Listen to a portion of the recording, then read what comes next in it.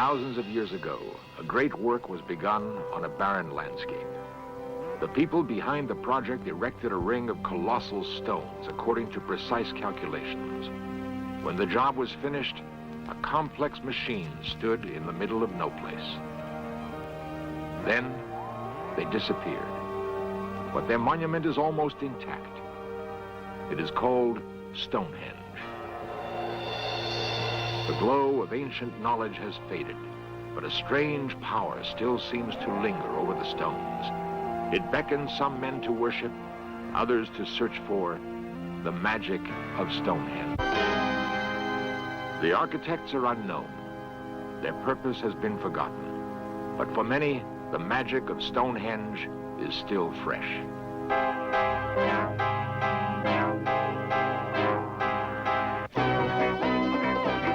This series presents information based in part on theory and conjecture.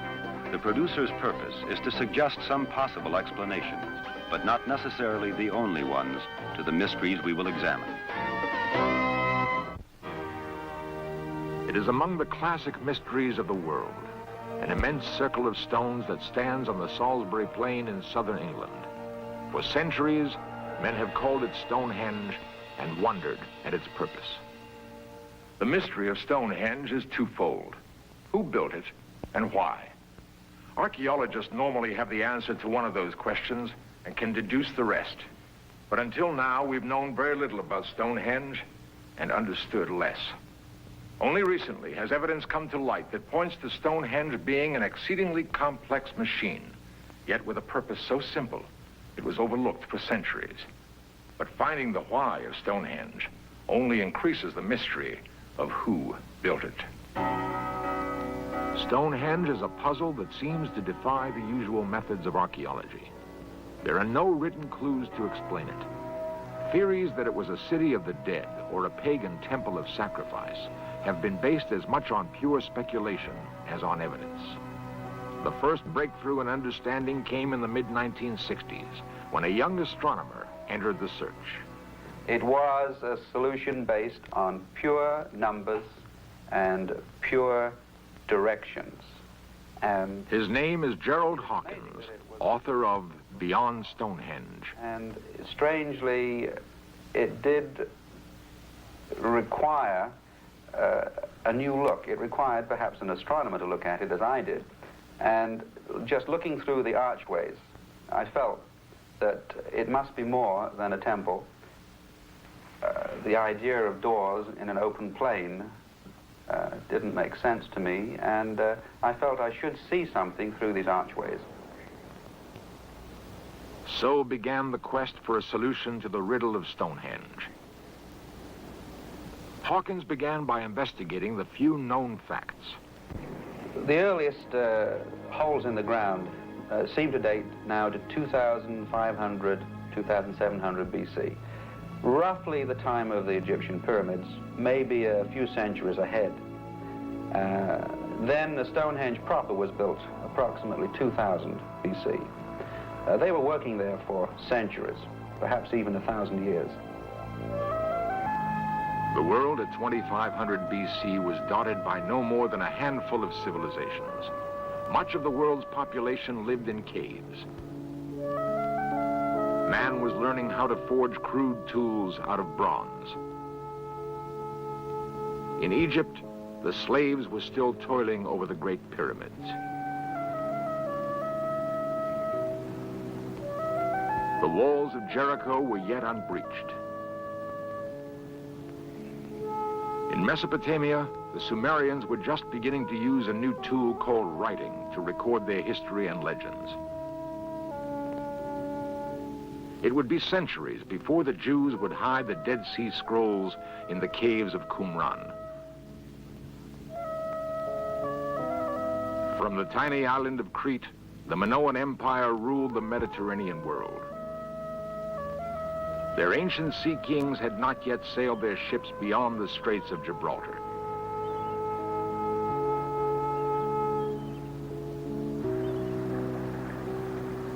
No explorer had touched the shore of North America, crossed its wide expanses, or glimpsed any of its wonders. Yet in that remote time, an army of men was mobilized on the Salisbury Plain to build Stonehenge. Why?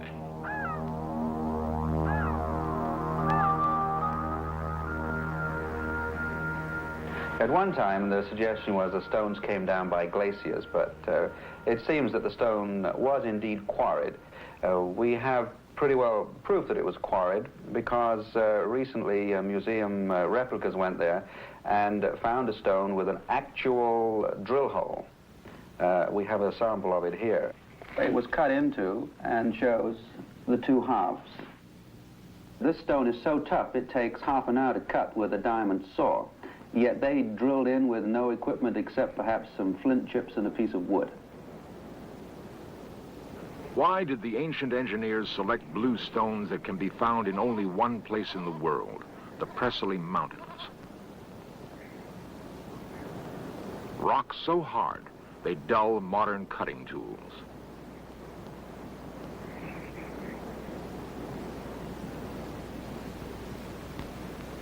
This is one of the inner circle of blue stones which geologists have found were brought all the way from the Presely Mountains in Wales. And it does seem that there is really only one place in the world where they could have come from. But there is also a theory that... Another investigator, Francis Hitching, has been probing the legends of Stonehenge, groping for a key to unlock its mystery. There's still a lot of unanswered questions, the main one being, why on earth did they bother to put up these as opposed to those? What special kind of power did these stones contain? Hitching believes that for the ancient Britons, the countryside was alive with supernatural spirits, and that even the rocks were endowed with magical powers. Local folklore is rich with tales like that of the Devil's Heel. It is said that the devil stalked the woods one night and left his mark in stone. According to another legend, 9 maidens were frozen into stone when the morning light caught them frolicking on the moors. Other rocks were thought to dance on midsummer's morn. It was a matter of firm belief that evil spirits presided over certain boulders, like the hunchback gnome that lurked under a roof of stone, or the witch who cast a spell over Tinglestone, making it unsafe to touch after dark. Positive powers were attributed to other monoliths, like the one called Stanton Drew, which could supposedly cure a sick child of the pox. Or the Fairy Stone, which was believed to emit a strange energy, like an electrical charge. What all these legends add up to, it seems to me, is that a certain kind of power existed in them and was known to the people at that time. And as recently as a couple of years ago, there were reports of witchcraft ceremonies taking place in a series of stones called the Rollright Stones in the Midlands. From the Presely Mountains, where the Stonehenge rocks were quarried, they were hauled some 240 miles across the landscape of England. No powered vehicles existed. Forests and narrow streams clotted the path between the quarry and the final site. How were the stones moved? In 1954, the British Broadcasting Company recruited 40 schoolboys to retrace the steps their ancestors might have taken. The purpose of the experiment was to determine the likely methods used to transport the stones. A concrete slab, only 1/50th the weight of a bluestone, was used. Nothing like this astonishing feat of transportation was ever attempted by any other people in prehistoric Europe. Their task was so arduous that later generations believed the builders must have been aided by the magician Merlin. According to legend, Merlin made the stones so light that they could float on water. But there were still casualties along the way. If magic is excluded as a source of power for the Stonehengers, then most of the population of southern Britain must have been involved in hauling the stones to Salisbury. We're speaking very glibly about it. I estimate 1 1.5 million man-days of work and many broken legs and so on. A drive and effort and achievement that they got a great satisfaction out of.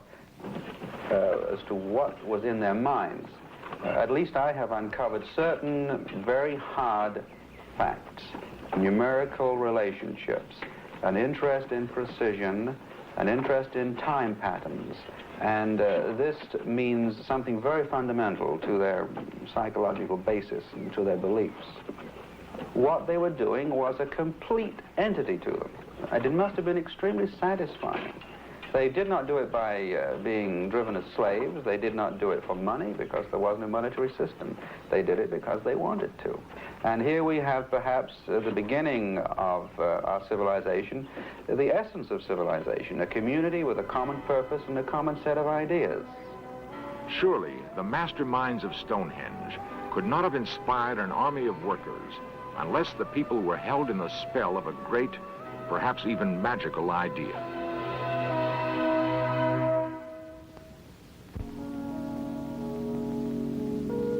A religious sect called Druids claims spiritual descent from the architects of Stonehenge. There is little evidence to support their claim. Their ritual reenactments on the site are of little help in solving the puzzle, for the Druids were apparently latecomers. The people who put up Stonehenge came from a time before people could read and write, and really this is one of the big mysteries about Stonehenge, how they came later on to have a mathematical, geometrical, astronomical knowledge which seems quite beyond the conceptions of primitive and barbarian people.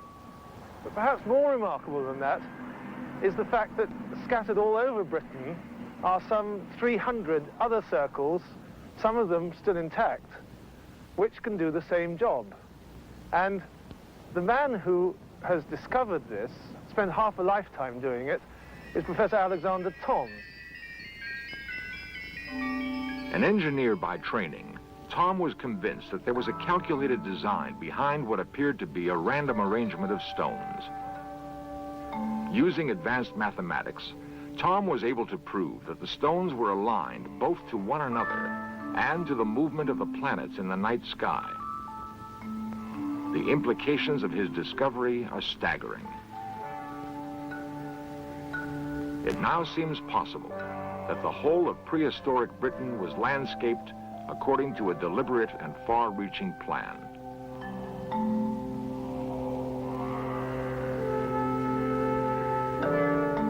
There are a number of theories as to whether there is any reality to legends about the magic power of megaliths. And perhaps the one which has been most widely written about is that the whole of Britain is crisscrossed with a network of invisible straight lines called ley lines. These are supposed to link all ancient sacred sites like some unimaginably complicated spider's web. And the stones, all the sites, burial mounds, tombs, they're supposed to have been put on certain key places which were chosen because they had some kind of power. Fortresses were built atop sacred mounds, as if to absorb the power of old ruins. And monks erected churches on sites where pagan priests once gathered to recite magical incantations. In folklore, some key sites retained their magic long after the builders disappeared. It is known that around some of these sites, underneath tombs, around the standing stones, there are anomalies in the Earth's magnetic field. And here, I think, may lie the secret to the power in these megaliths. If Francis Hitching's theory is correct, what prehistoric man called magic may have been akin to 20th century electromagnetic energy. Is it just possible that people in those times somehow knew how to tap the electromagnetic anomalies that are in these stones and use them in their healing? Is it perhaps also possible that they used it, as birds do and as dogs seem to, in telepathy? They could find their way by these stones. They could perhaps communicate from one stone to another. They were like a giant psychic grid which could be used for telepathic purposes. Like the animals of the forest, the inhabitants of prehistoric Britain may have been attuned to the Earth's signals. Some have theorized that electromagnetic energy may be the basis of extrasensory perception.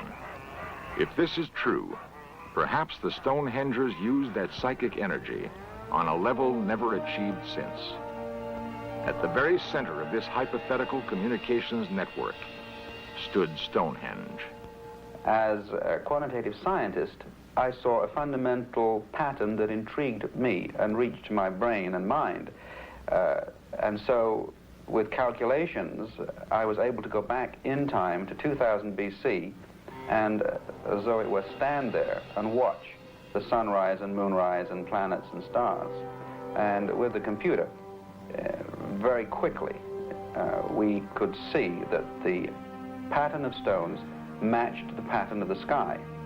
Therefore, a ritualistic temple became a much more fundamental device. It had at least some purpose, and that purpose reached out to the stars. With the aid of a computer, Dr. Gerald Hawkins was able to do what no man before him had done: prove that Stonehenge was in part a calendar and an observatory.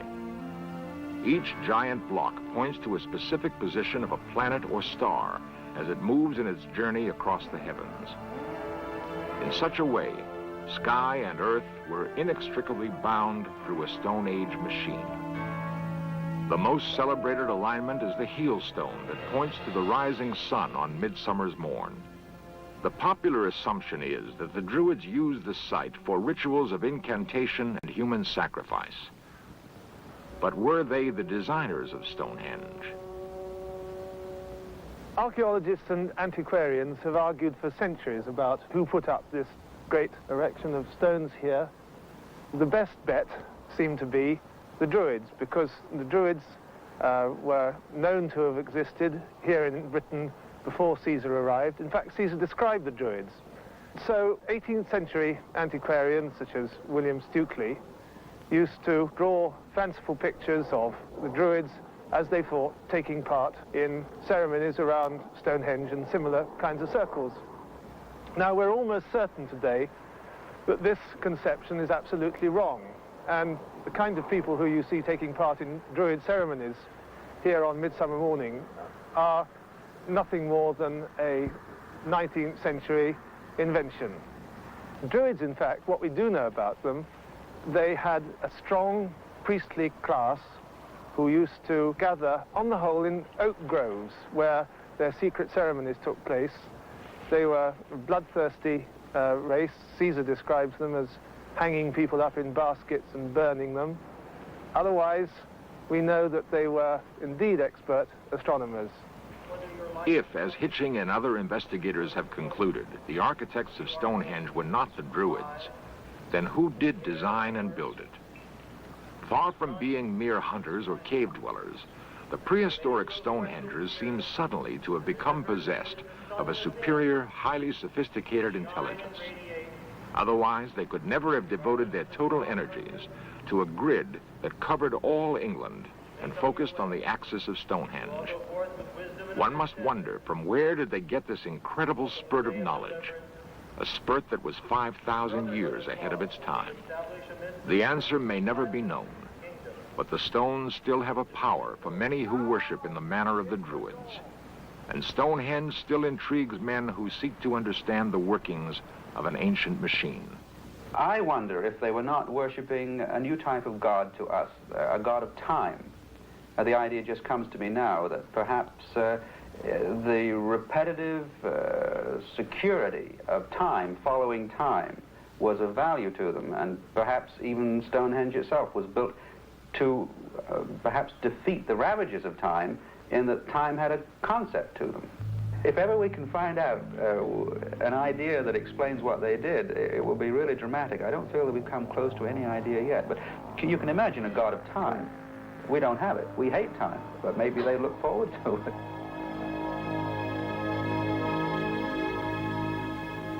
What were the Stonehengers looking forward to? Was it merely the observations of the cycles of time or the predictions of eclipses? Or did they expect some even more magical communication from the outer cosmos, where time has no limits?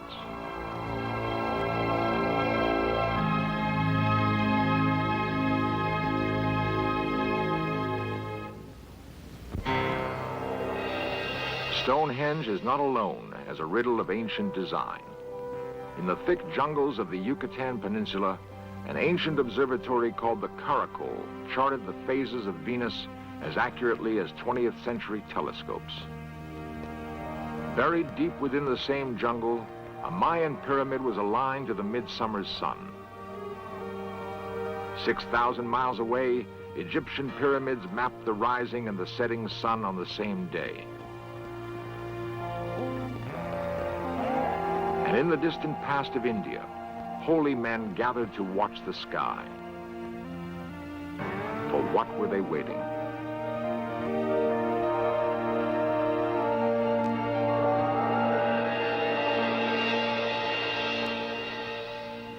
We have some understanding now of the possible explanation for Stonehenge and the other monuments around the world that have puzzled investigators for so long.